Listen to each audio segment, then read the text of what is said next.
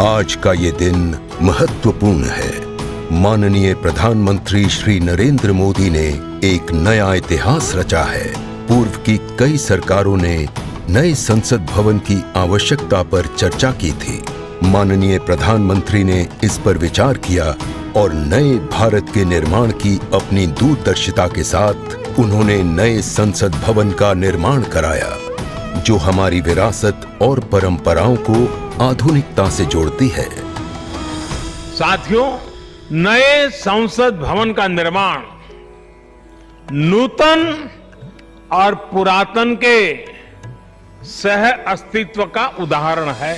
ये नई संरचना लगभग 59,000 श्रमवीरों के योगदान से बनाई गई है। माननीय प्रधानमंत्री ने राष्ट्र की ओर से उनका आभार प्रकट किया है। 75 वर्ष पहले की स्वतंत्रता की भावना को पुनर्जीवित करते हुए माननीय प्रधानमंत्री ने आज तमिलनाडु के अधीनमों से सेंगोल को स्वीकार किया है। सेंगोल राष्ट्र के लिए न्यायपूर्ण और निष्पक्ष शासन का स्मरण कराता है। सेंगोल तमिल शब्द से मई से लिया गया है, जिसका अर्थ है नीति परायणता। इसके शीर्ष पर न्याय के प्रतीक पवित्र नंदी अपनी अचल दृष्टि में विराजित हैं। ये वही सेंगोल है जिसे श्री जवाहरलाल नेहरू ने 14 अगस्त 1947 की रात को थिरुवावडथुरई आदीनम से एक अनुष्ठान के माध्यम से स्वीकार किया था, जिसका आयोजन भारतीय सभ्यता के अनुसार किया गया था। उसके बाद इस पवित्र सेंगोल को यथोचित सम्मान और स्थान न मिल सका, जो मिलना चाहिए था। कहानी मुड़ती है तमिलनाडु के कांचीपुरम की ओर, जहां पूजनीय कांची मठ का आसन है। 15 अगस्त 1978 मठ के 68वें प्रमुख परम पावन श्री चंद्रशेखरेंद्र सरस्वती स्वामीगढ़, जो महापेरियवा अर्थात प्रबुद्ध ज्येष्ठ के रूप में जाने जाते हैं, वे सेंगोल वृतांत को स्मरण करते हुए अपने अनुयायी डॉक्टर आर सुब्रमण्यम से इसका वर्णन करते हैं, जिसे उन्होंने अपनी किताब में स्थान दिया है। महापेरियवा ने बताया कि स्वतंत्रता दिवस के अवसर पर सेंगोल ने एक महत्वपूर्ण भूमिका निभाई थी।